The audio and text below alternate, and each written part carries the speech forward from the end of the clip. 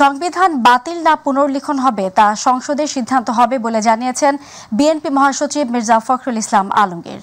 তিনি বলেন, নির্বাচিত সরকারই ঠিক করবে কি সংস্কার হবে। সকালে রাজধানী ডিআরইউতে এক আলোচনা সভায় তিনি এসব কথা বলেন। দ্রুত সময়ের মধ্যে নির্বাচন দিয়ে জনগণের সরকার প্রতিষ্ঠা করতে হবে জানিয়ে তিনি বলেন, অন্তর্বর্তী সরকারের দীর্ঘদিন ক্ষমতায় থাকা জনগণ মানবে না। বিএনপি মহাসচিব আরও বলেন, নির্বাচনের জন্য দরকার নিরপেক্ষ সরকার, সেজন্য নির্বাচন কমিশন নিরপেক্ষভাবে গঠন করতে হবে। যারা দায়িত্ব পেয়েছেন, এই সরকার যাদেরকে দায়িত্ব দিয়েছেন, তাদের মধ্যেই অনেকে যখন বলেন যে নতুন দল তৈরি করতে হবে, তখন বিস্মিত না হয়ে পড়া যায় না। এই এখতিয়ার ওনাকে কে দিয়েছে?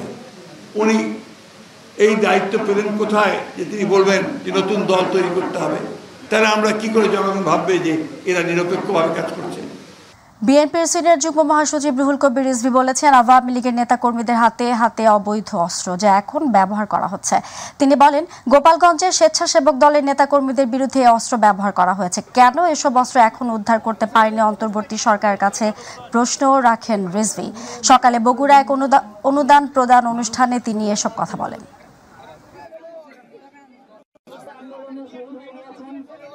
কোনো আইন কানুন নাই, কোনো মেধার কোনো দরকার নেই। শুধু যুবলীগ করলেই তার চাকরি, ছাত্রলীগ করলেই তার চাকরি, আওয়ামী লীগের সম্পর্ক থাকলেই তার চাকরি। তারা কখনোই কোন ছাত্র সংগঠন করতো না, কিন্তু তার মামার শ্বশুর বিএনপির নেতা, এই কারণে তার চাকরি নেই। 2009 থেকে 2024 আগস্ট পর্যন্ত প্রশাসনে বঞ্চিত কর্মকর্তাদের তালিকা তৈরি করে তাদের ক্ষতিপূরণের ব্যবস্থা করা হবে বলে জানিয়েছেন জনপ্রশাসন মন্ত্রণালয়ের সিনিয়র সচিব ডক্টর মোহাম্মদ মফলুসুর রহমান। তিনি জানান, এখন পর্যন্ত 2500 আবেদন জমা হয়েছে। সবার আগে আর্থিক ক্ষতিপূরণের বিষয়টি বিবেচনা করা হবে জানিয়ে মন্ত্রিপরিষদ সচিব বলেন, এই নিয়ম শুধু যারা চাকরি হারিয়েছেন তাদের জন্য, কর্মরতদের জন্য নয়। সাইদুর রহমান আমির রয়েছেন বিস্তারিত রিপোর্টে। অন্তর্বর্তী সরকারের দায়িত্ব গ্রহণের 1 মাস অতিবাহিত হলেও এখন পর্যন্ত শৃঙ্খলা ফেরেনি জনপ্রশাসনে। সরকারি কর্মকর্তাদের অনেকেই ব্যস্ত পদপদবি ও পদায়ন নিয়ে, আবার অনেকেই ব্যস্ত হয়ে পড়ছেন জেলা প্রশাসক হতে। এর জন্য প্রায় প্রতিদিনই সচিবালয় জনপ্রশাসন মন্ত্রণালয়ের সামনে ভিড় করে ক্ষোভ বিক্ষোভ প্রদর্শন করছেন তারা। উপসচিব পদমর্যাদার 50 থেকে 60 কর্মকর্তা যারা এবারে ডিসি হতে পারেননি, তারা জনপ্রশাসন মন্ত্রণালয়ে গিয়ে বিক্ষোভ প্রদর্শন করেন। সার্বিক পরিস্থিতি নিয়ে সচিবালয় সাংবাদিকদের মুখোমুখি হন জনপ্রশাসন মন্ত্রণালয়ের সিনিয়র সচিব মোকলেসুর রহমান। জানান, 2009 থেকে 24 অগস্ট পর্যন্ত প্রশাসনে বঞ্চিত হয়েছে এমন কর্মকর্তাদের তালিকা তৈরি করে তাদের ক্ষতিপূরণের ব্যবস্থা করা হবে। এখন পর্যন্ত 2500 আবেদন জমা হয়েছে জানিয়ে যারা এখনও কর্মক্ষম তাদের চাকরিতে ফিরিয়ে আনা হবে জানিয়ে তিনি আরও বলেন, এই নিয়ম শুধু যারা চাকরি হারিয়েছেন তাদের জন্য। 2500 যে আমাদের দীর্ঘ 16 বছরে বঞ্চিত, ইনক্লুডিং মি, এই এদের নিয়ে কোন পিরিয়ড? 2009 সাল থেকে 4 আগস্ট 2024, এই পিরিয়ডের মধ্যে যারা বঞ্চিত হয়েছেন নানানভাবে ইত্যাদি, তাদের বিষয়গুলি কেস টু কেস বিবেচনা করে সরকারকে সুপারিশ করবে কাকে কোন জায়গায় নেওয়া যায়। এবং এটাকে বলে আমাদের যারা চাকরি চলে গেছেন, চাকরি করে বিদায় নিয়েছেন, শুধুমাত্র তাদের জন্য, যারা চাকরিতে আছেন তাদের জন্য এটা কোনো বিষয় না। পদোন্নতি এবং আর্থিক সুবিধা দিতে সাবেক অর্থ সচিব জাকির হোসেন খানকে প্রধান করে কমিটি গঠন করা হয়েছে বলেও জানান এই সিনিয়র সচিব। জনপ্রশাসন মন্ত্রণালয়ের আওতায় চাকরিতে নানাভাবে বঞ্চনার শিকার কর্মকর্তাগণের আবেদন পর্যালোচনা ও নিষ্পত্তির লক্ষ্যে কমিটি, এই কমিটিকে টিওআর হিসেবে 3 মাস সময় দেওয়া হয়েছে। সাইদুর রহমান আবির, মাই টিভি, ঢাকা। ময়মনসিংহের ধোবাউড়া সীমান্ত দিয়ে অবৈধভাবে ভারতে যাওয়ার পথে সাংবাদিক মোজাম্মেল বাবু, শ্যামল দত্ত ও মাহবুবুর রহমান সহ 4 জনকে আটক করেছে পুলিশ। রাতে সীমান্ত এলাকা থেকে স্থানীয় জনতা তাদেরকে আটক করে ধোবাউড়া থানা পুলিশের হাতে সোপর্দ করেছেন। পুলিশ জানায়, অবৈধভাবে ভারতে যাওয়ার জন্য একটি প্রাইভেট কারে ধোবাউড়া সীমান্তে আসে। স্থানীয় জনতা টের পেয়ে প্রাইভেট কারের চালক সেলিম সহ 4 জনকে আটক করে। আটককৃত 4 জন পুলিশ হেফাজতে রয়েছে। ধোবাউড়া থানার ভারপ্রাপ্ত কর্মকর্তা চান মিয়া খবরের সত্যতা নিশ্চিত করেছেন। সাবেক বিমান প্রতিমন্ত্রী মাহবুব আলীকে গ্রেফতার করেছে পুলিশ। রোববার রাত 10:30টার দিকে রাজধানীর সেগুনবাগিচা এলাকা থেকে তাকে গ্রেফতার করা হয় বলে নিশ্চিত করেছেন ঢাকা মেট্রোপলিটন পুলিশের ডিবি প্রধান রেজাউল করিম মল্লিক।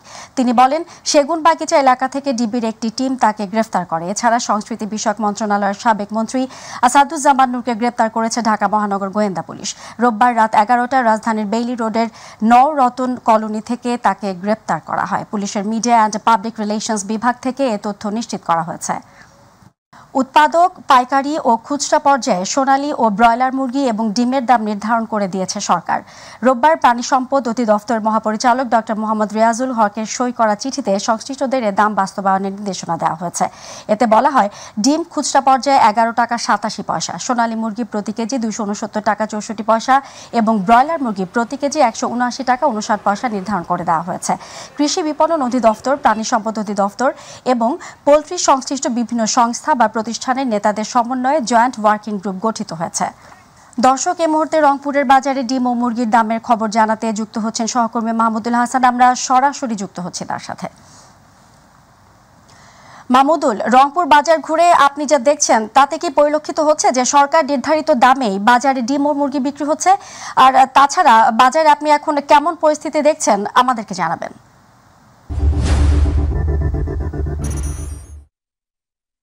জি ফৌজিয়া, আপনি যেমনটা বলছিলেন, আপনি জানেন যে গত 15 সেপ্টেম্বর কিন্তু যে অন্তর্বর্তীকালীন সরকার তিনি কিন্তু আসলে একটি বাজার নির্ধারণ করে দিয়েছিলেন মুরগির এবং ডিমের। সেটি কিন্তু আমরা রংপুরে দেখেছি যে সেই সরকার কর্তৃক যে নির্ধারিত যে মূল্য সেটা কিন্তু কোথাও মানা হচ্ছে না, এবং আমরা দেখেছি যে ডিমের বাজার কিন্তু এখনও ঊর্ধ্বমুখী রয়েছে, এবং বিশেষ করে মুরগির বাজারও কিন্তু সেখানে কেজি প্রতি যেটি সরকারিভাবে নির্ধারণ করা হয়েছে সেখানে কিন্তু 10 টাকা থেকে প্রতি কেজি কিন্তু 20 টাকা বেশি দরে কিন্তু নেওয়া হচ্ছে। এবং ডিমের যেটি বাজার বলি যে আজকে রংপুরে ডিমের বাজার প্রতি পিস ডিম যেহেতু সরকারি নির্ধারিত মূল্যে যেটি দেওয়া হচ্ছে সেটি কিন্তু আসলে তার চেয়ে 1 টাকা বেশি মূল্যে কিন্তু প্রতি পিস ডিম বিক্রি হচ্ছে। আমরা একটু ডিম বিক্রেতা রয়েছে এখানে, আমরা একটু জানতে চাবো যে আসলে এই যে সরকার কর্তৃক যে বেঁধে দেওয়া ডিম সেটি কিন্তু আপনারা বিক্রি করছেন না, বেশি দামে বিক্রি করছেন, আসলে এটার কারণটা কি একটু যদি বলতেন। কারণটা আমাদের হলো কিনতে বেশি পড়ে, ওই জায়গায় যে আমরা বেচতে বেশি না বেচলে তো হয় না। আমাদের বর্তমানে ডিমটা 9 থেকে 9.5 টাকা হলে তখন 40 টাকা বা 42 টাকা হালি বিক্রি করা যাইত, কিন্তু তা না হয় ডিম আমার কিনেই পড়তেছে 1180 টাকা সহ, আমরা পাইকারি বিক্রি করতেছি 1200 টাকা সহ, আর আমাদের নিজা বিক্রি করতেছে ওরা 1300 টাকা সহ, হয়তো 55 টাকা হালি বিক্রি করতেছে, কোথাও কোথাও গ্রামগঞ্জে দেখতেছে যে 60 টাকাও হালি বিক্রি করতেছে। কিন্তু আমাদের তো কিছু করার নাই, ডিমটা যদি কোল যেভাবেই হোক বাজার মূল্য কমে 9 থেকে 9.5 টাকা বা 10 টাকায় হলে তখন পাবলিক একটু বাঁচতে পারত। এখানে সিন্ডিকেট আসলে কাকে দায়ী করবেন যে এই ডিমের বাজার কারা নিয়ন্ত্রণ করছে? এখন ডিমের বাজার তো মূলত আপনার ওই যে আড়ত থেকে নির্ধারিত হয়, ওই বাজার দিয়ে আমাদেরকে কিনে লাগে, তাছাড়া তো হয় না। এটাই হলো কি। জি ফৌজিয়া, যেমনটা শুনছিলেন যে ডিম ব্যবসায়ী যেটি বলছিলেন যে আসলে তারা কিনতে বেশি দামে ক্রয় করছেন, এই কারণে কিন্তু তাদেরও আসলে বাড়তি দামে বিক্রি করতে হচ্ছে। তবে সবচেয়ে আমরা সাধারণ ভোক্তাদের সাথে কথা বলেছি, তারা যেটি বলছেন যে আসলে বাজার মনিটরিং বাড়ানো উচিত। তাছাড়া কিন্তু রংপুরে যে আসলে মুরগি এবং ডিমের যে দাম সরকার বেঁধে দেওয়া কর্তৃক যে মুরগি এবং ডিমের দাম সেটি কিন্তু আসলে সেটি মানবে না, এই কারণে কিন্তু সাধারণ ভোক্তারা বলছেন যে খুব দ্রুতই কিন্তু এই বাজার মনিটরিং বাড়ানো উচিত বলে কিন্তু তারা মনে করছেন।